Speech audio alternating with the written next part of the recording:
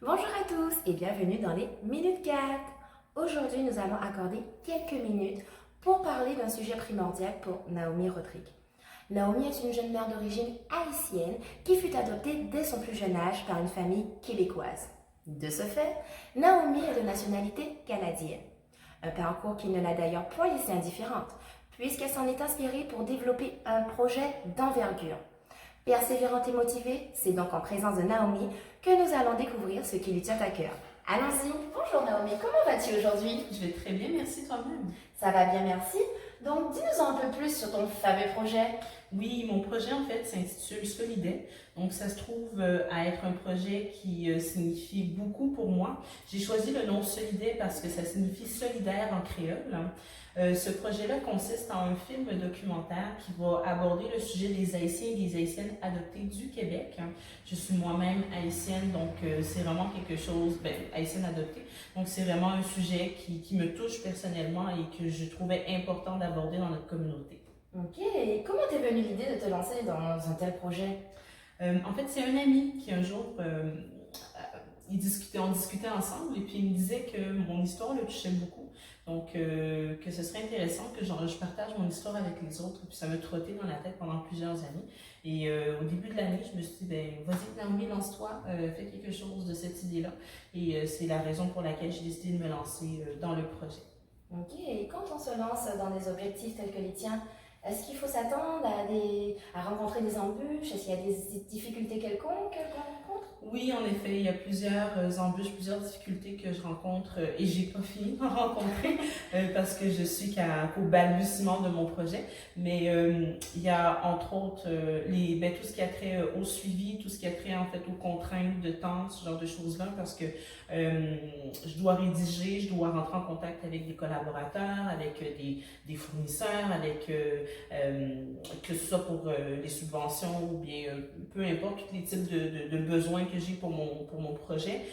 Toutes ces mises en contact-là, toute la rédaction et tout, souvent c'est quelque chose qui peut être assez difficile à faire, mais c'est quelque chose que j'aime faire et c'est quelque chose que je fais pour mon bébé, mon projet à moi. Donc au final, c'est pas bien grave. Et puis de toute façon, j'ai envie de te dire que des embûches dans la vie ou en entrepreneuriat, on en rencontre tous. Donc ça fait partie du game, mais l'important c'est de les traverser avec brio et puis avec courage et puis avec passion. C'est ça, comment ce sont les risques du métier. Tout à fait. Et dis-moi, pourquoi tu te focalises juste sur les Haïtiens adoptés et non pas les autres ethniques adoptées? Je suis moi-même une haïtienne adoptée, comme je le disais plus tôt, et je pense que c'est parce que je suis consciente qu'il y a des milliers d'Haïtiens et d'Haïtiennes adoptés au Québec, et que de toute façon, pas de toute façon, mais en fait, c'est que je sais qu'il y a d'autres organismes, d'autres associations qui s'intéressent plus particulièrement aux racisés adoptés en général.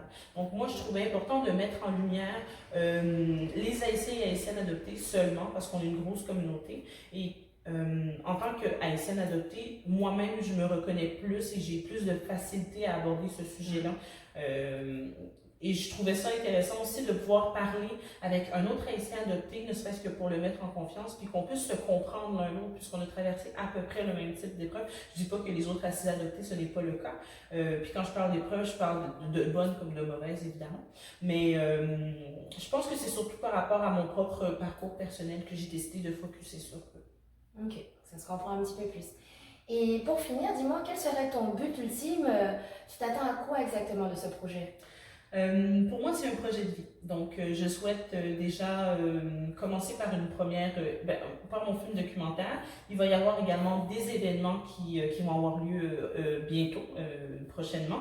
Et j'aimerais faire de ces événements-là des éditions annuelles et aussi créer ma fondation, la Fondation Haïti Solidaire, dans laquelle j'aiderais en fait et j'accompagnerais et j'offrirais des activités, des événements et puis du soutien à tous les Haïtiens et Haïtiennes adoptés, histoire qu'on puisse célébrer la culture haïtienne tous ensemble et leur permettre de s'éduquer historiquement parlant, culturellement parlant, gastronomiquement parlant, sur tout ce qui a trait aux racines haïtiennes. Eh bien, wow, vraiment, c'est vraiment un beau projet que tu envisages de faire. En tout cas, je te souhaite vraiment le meilleur. Merci.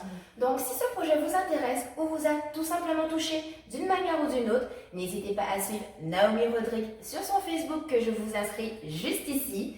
Et surtout, si vous connaissez ou êtes vous-même haïtien adopté, n'hésitez pas à lui écrire, ça lui fera plaisir de vous répondre. Et quant à nous, on se dit à MC4 dans les minutes 4 où on part sans souci, Sans tracas. bye!